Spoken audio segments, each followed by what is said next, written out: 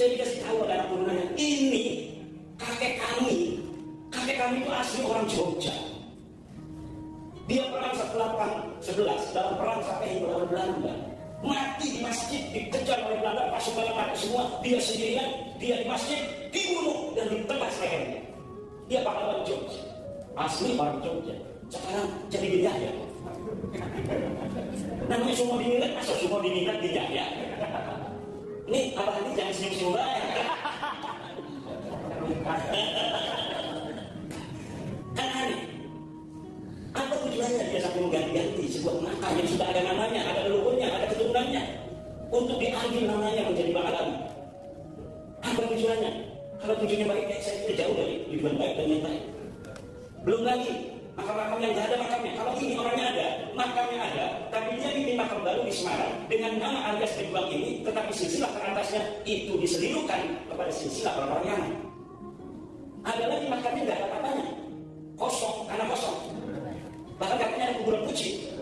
Kemudian dikasih makam, diberi nama, kemudian dibimbingkan, dikasih tahun 1400. Kalaulah Wali Songo aja 1500 menyebarkan Islam di Indonesia, lalu ada makam tua yang dikasih 1400, apa maknanya? Maknanya adalah penyebar Islam di Indonesia bukan Wali Songo, tapi sudah ada orang-orang yang belum datang. Ini namanya Haidar Hidayat. Misal, ini namanya Samsul bin Idrus, ini namanya Abdul Razak Basban. Tahunnya 1300, 1400. Nanti masa depan 100 tahun lagi ketika ada penulisan ulang sejarah, bisa bingung ini penulis sejarah. Ini kita harus rekonstruksi kembali perjalanan sejarah masuknya Islam di Indonesia. Kan selama ini yang tidak ada salah. Katanya Wali Songo yang menyebarkan Islam di Indonesia. Katanya Maulana Hasanuddin ngaku jago dengan ujung umum di Banten, baru orang Banten masuk Islam. Sultan Maulana Hasanuddin itu abad ke-16. Tapi kok di Banten juga banyak makam-makam di Pandeglang sekarang katanya sudah ada yang dibangun. Makam dia aja sangat-sangat. Jangan dia baik. Dikasih tahun-tahun yang tua, akhirnya sejarah Banten akan ngacak di masa depan. Harus bongkar, kalau berani jangan diam-diam saja. Dan ini bisa dibuktikan. Kita sudah bersama dengan para sejarawan, bahkan dari Inggris kita datangkan pakar sejarah Tom Carey atau John Carey, Peter Carey, dan dia sudah bicara di media sosial. Ayo kita akan data. Wali kesehatan, hari data yang salah, mau bohong tetap bohong. Mau wali, mau setan, bohong sama saja. Kalau jahat, bodoh baik. Mau dia wali, apa kita yang wali? Yang tahu dengan Allah Subhanahu wa Ta'ala. Jangan dibiarkan perampokan sejarah. Jangan biarkan perampokan makam leluhur kita. Karena ini akan melakukan sejarah anak cucu kita di masa depan. Leluhur kita itu semuanya adalah sama, yaitu Nabi Adam. Nabi Adam, kullu min Adam wa Adam min turab. La fadla li Arabiyyin ala Ajamiyyin wa la li Ajamiyyin ala Arabiyyin illa bi taqwa. Ini ajaran Islam. Tidak ada orang Arab lebih tinggi daripada orang Ajam. Tidak ada orang Ajam lebih tinggi daripada orang Arab. Nah ini mereka orang Arab juga orang palsu, merasa lebih tinggi daripada orang asli, daripada Banten. Pakai soal. Lagi turunan madu, turunan Nabi, kalau kerajaan. Kita ini ada riwayat turunan Nabi, sohek rasanya. Jadi turunan Nabi orang sohek. Ngacak berada mereka. Dan saya bisa buktikan itu, bahwa mereka bukan turunan Nabi. Ngacak nasabnya berada mereka, hasil tes DNA, ngacak lagi. Sekarang ini ilmu pengetahuan sudah generasi, sekarang ini generasi Z dan Alpha, itu zaman perang ini. Sekarang ini ilmu pengetahuan sudah luar biasa. Dr. Sugeng Sugiharto, Profesor Karim Ahli DNA sudah berfatwa dari BIN, Badan Riset Inovasi Nasional, bahwa orang Arab harus mempunyai haplogrup J1. Mereka sudah tes DNA. Beberapa orang, 170 orang di Yaman, 5 orang di Indonesia. Haplogramnya G. Nah, apa itu artinya haplog G? Haplog G itu ajamani turunan Nabi. Orang Arab itu jangankan orang Arab, orang Sumeria aja bukan. Jadi ada haplogram itu Sumeria. Sumeria itu nanti J0. J0 menjadi orang Akadi, yang menjadi orang Arab itu J1. Nanti kalau dia keturunan daripada Bani Hashim, ada kode-kode Bani Hashim. Kalau dia keturunan daripada Sayyidina Abi Thalib, ada kode-kode Abu Thalib. Kalau dia ada keturunan daripada Sayyidina Ali, ada kode-kode Sayyidina Ali. Kalau dia mengaku keturunan Husain, ada kode-kode Sayyidina Husain. Ali Al-Quraidi punya anak namanya Muhammad, punya anak namanya Isa, punya anak namanya Ahmad. Ini terdeteksi semua. haplogram yang terdeteksi, kode-kode genetik lainnya terdeteksi. Dari Ahmad ini, anak-anaknya yang 3, Muhammad, Ali, Husain, semuanya anak dan keturunannya terdeteksi. Tapi siji, anaknya Ubed.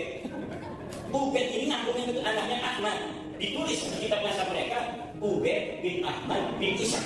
Di kitab nasab-nasab orang Irak, Ahmad ini punya anak 3, Muhammad, Ali, Husain. Tidak ada anak namanya Ubed. Mereka nulis namanya Ubed, 414, Mendel.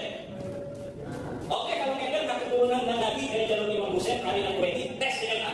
Dan tes DNA hasilnya gebak. Macam mana pulau? Sekarang ini saya ngomong tadi ada para kesepuhan. Supaya para kesepuhan saya, orang tua saya ngerti apa yang lagi saya bicarakan di media sosial, apa yang sedang diperdebatkan oleh masyarakat sekarang ini. Jadi saya menemukan secara ilmu literasi data pustaka, kajian pustaka, bahwa DNA, nasab mereka ini putus.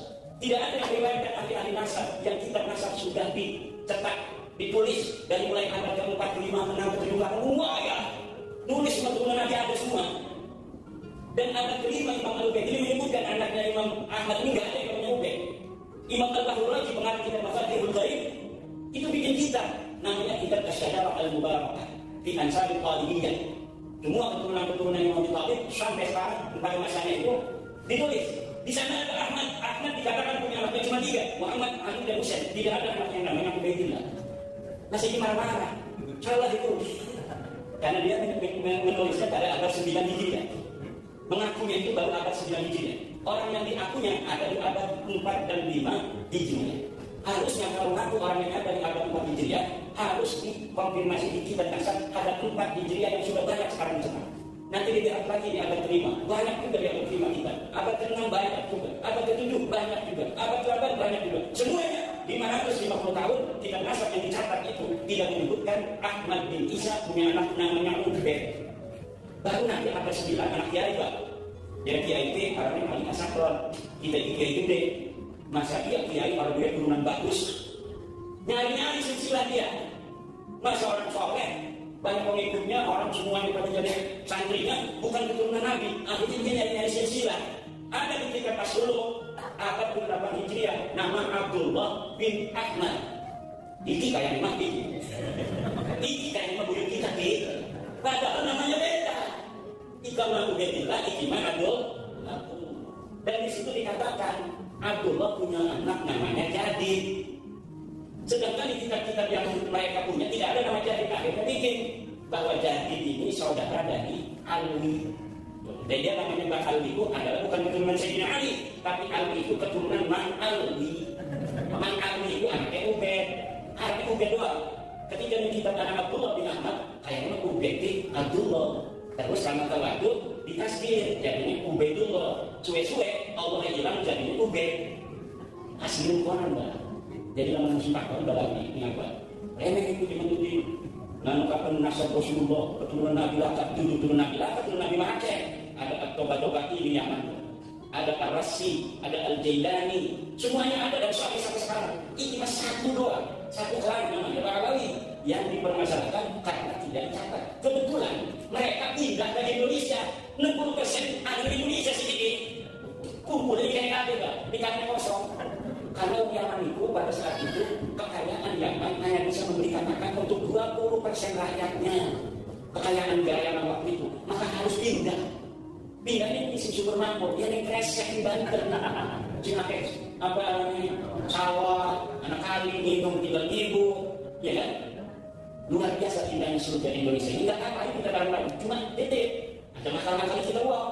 Suwe-suwe mas setiap kali uang, kamu perlu kamu sendiri nakali. Misalnya ada yang bela, silakan aja. Yang membela-bela belum sadar kalau dia lebih akali. Suwe-suwe mereka ini kok lebih mahal daripada kita.